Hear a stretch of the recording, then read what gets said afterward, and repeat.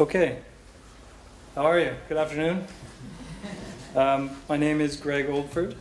I'm from Nova Scotia, Canada.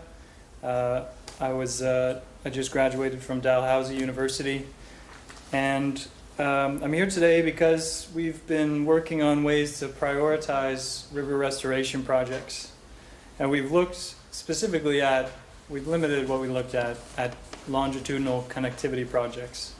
That is, projects at hydroelectric dams or road crossings where there may be a culvert installed and that kind of thing. The problem arose to my knowledge, about 5 years ago. So I was first introduced to it through work by the federal government and industry. They'd partnered up, but they had a problem. Hundreds of thousands of project options, but they only had enough money to do not that many.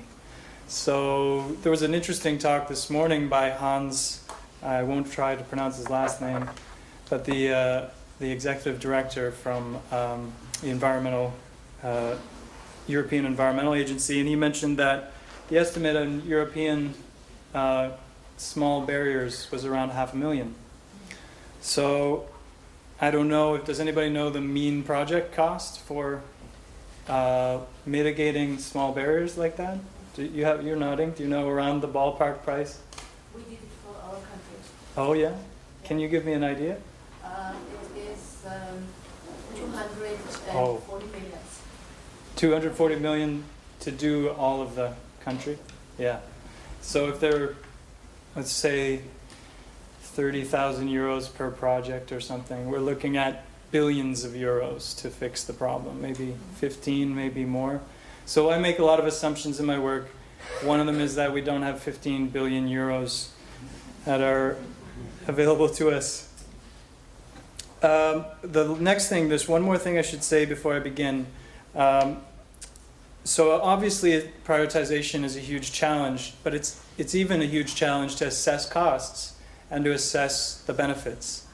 I don't do that. I won't be talking about the assessment method, although I do adopt one. The problem of cost and benefit assessment is exacerbated by a very important, obvious, but often forgotten aspect of rivers, and that's that they are connected. So they exhibit, in ecological speak, strong directional connectivity. It's fairly obvious, but it isn't often incorporated into prioritization. So that's where I start. I'll give you an example of this. So when I was 17, I worked for a summer doing this, and that's a local river restoration project installing culverts. Installing what's called, we don't do that, digger logs. So the digger logs, the theory is they restore a natural meander to the stream. So we were in hip waders for the summer, and we cleared debris, and we installed these. And it was a great experience. But over the years, when they revisited the site, there were disappointing ecological recovery of especially small species like, juvenile Atlantic salmon and juvenile striped bass. And when they looked upstream, they found a beaver dam. So the beaver dam was obviously affecting the water quality of the site. And when they looked, and not far downstream, there was the biggest tidal power project in North America, which is damming the whole river. So to expect returns of juvenile Atlantic salmon, which is a diadromous species, which needs to go through this to get to the ocean, it was perhaps setting the expectations a little high. And if they had perhaps prioritized with the connectivity of the system in mind, they would have been able to either select another location or manage their expectations. So where should we focus our efforts? How do we assess the trade-offs? That's cost-benefit analysis. And overall, how can we use our limited budget wisely? These are the three questions that motivated my research at Dalhousie University. And because of the interconnectivity of systems, the traditional prioritization methods such as scoring and ranking through cost-benefit analysis doesn't always yield the most efficient results. In fact, it often doesn't, especially with connectivity barrier projects like that. And that's because the benefits of one project depend on the other projects being done. So if you're looking to restore diadromous species to a system, you need to look at the downstream barriers first, or that's a logical place to look. So there are optimization models that do account for these kinds of things, and they'll look at billions of permutations of different project combinations and things like that. But they're not very often used. And it's been explored in the management literature why that might be, and they identified 3 reasons: expertise, transparency, and flexibility. So we tried to tackle the problem to alleviate those 3 issues.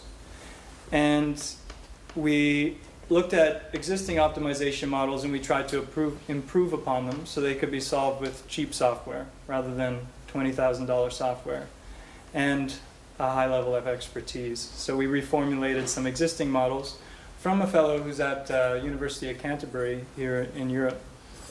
And we also have a tool for network analysis and visualization called the Fish Passage Extension. That was developed by the Department of Fisheries and Oceans Canada. So what we've done, that basically is a mapping software tool that you can look at a map and click on a barrier and it will tell you some information. It depends on what you're looking for, but it would say what's upstream, what's downstream. And we modified it so the output of that could be used to use in optimization models. And we use the systemic connectivity metrics to measure benefits. So very simplistic view, but a system scale view. That is, what is the overall connectivity of the system from headwaters to outflow, and how much can it be improved by each project? The study area here is Nova Scotia, Canada, and most of the watersheds in the province are developed for hydroelectric power. These are just 3 of the 17 that are developed within the province for hydroelectric. And the reason we selected that was the hydroelectric company was part of the impetus for this project. They have a number of options for fish ladders, which often cost millions of dollars. And one of the big questions for them is, we think we should be doing this fish ladder, but we're not sure if we can get better returns somewhere else. And that's informed by past projects that had disappointing returns, especially of diadromous fish. So it doesn't look good publicly when these funds are being spent, but the expectations are not being met. So this is an example of one of the river systems, and the black dots are culverts, and the red dots are dams. And we very crudely assessed the costs of mitigating the culverts, crudely or with informed expert opinion, but still relatively crude analysis of the costs of mitigating dams and the different options at them in terms of upstream and downstream connectivity, so fish passage movement beyond them. And then we set the optimization models to figure out for a suite of budgets. Let's not select a budget yet. Let's just figure out from $0 to $10 million what projects would be done if these assumptions hold. So this was a proof of concept. We don't believe that we have enough information to make decisions based on this analysis, but this was more to show that the problems of using optimization in this context were somewhat alleviated.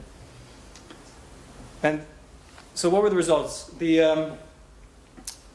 Before I get into them too far, I should say that the results differed quite a bit. The priorities identified differed quite a bit based on whether we optimized for directed connectivity, that is connectivity to and from the ocean.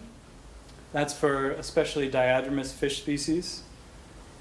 Or undirected connectivity, which is connectivity within the system. So for the system to itself, potamodromous or resident species prefer that kind of movement. So that, first of all, we can optimize for either of those, but they change the priorities. The other result was that, although it didn't happen very often, a set of small, cheap barriers would sometimes outweigh the benefits of a few or a single large hydroelectric dam.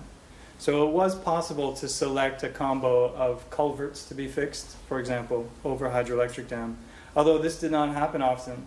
In fact, the returns per dollar on hydroelectric were much higher in general. So even when all the possible other options were considered.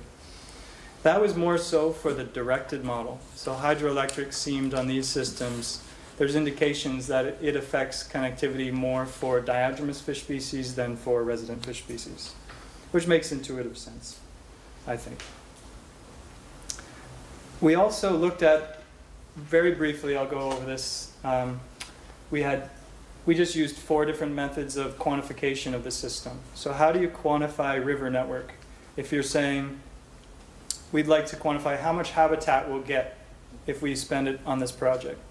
Well, that's an important question. So the results highlighted that that needs to be considered. So there were 4 different methods that we used. And I'll just move very quickly here to the last couple slides. I won't go into this, but this is returns per dollar. And what is important to note here is that it's inconsistent and that it is possible to get greater returns for a higher budget. That means economies of scale. And also note that there are thresholds too. So if you spend 5% more, you may get 30% more connectivity than you would. The results also include a tool set that's free that I'd be happy to talk to you about. It needs a little bit of work. The website's under development, but I'd be happy to discuss. And it's all free to distribute under Creative Commons license. And just to wrap up, so the importance, I believe I'd just like to emphasize that systemic connectivity is very important when you're prioritizing projects. You can assess the costs and benefits, but then the priorities, the way you prioritize based on cost and benefit is really important. And you know, as you all probably know, getting adequate data and budget selection is also important. Also, yes, so you may not want to select a budget if you're an administrator and you have a bunch of money. I don't know that they're here today, but it's important to do an analysis prior to selecting a budget to identify those hot spots. So thank you very much for your attention.